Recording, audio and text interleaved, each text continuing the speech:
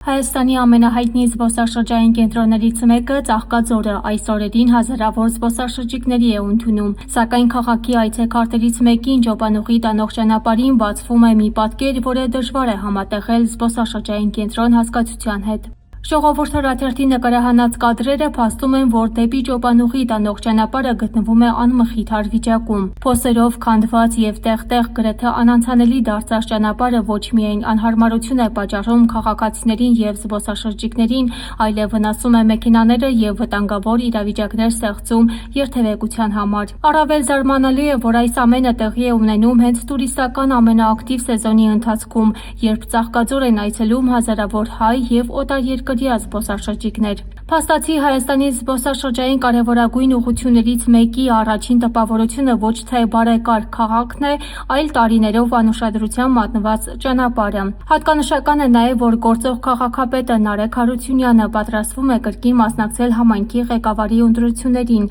սակայն մինչ նոր խոստումներ տալը թերևս արժե պատասխանել շատ պարզ հարցի. եթե հնարավոր չի եղել բարեկարգել քաղաքի ամենակարևոր զբոսաշրջային ճանապարհներից մեկը, ապա ինչով պետք է քաղաքացիները վստահեն նոր խոստումներին, նոր ստեր են պետք։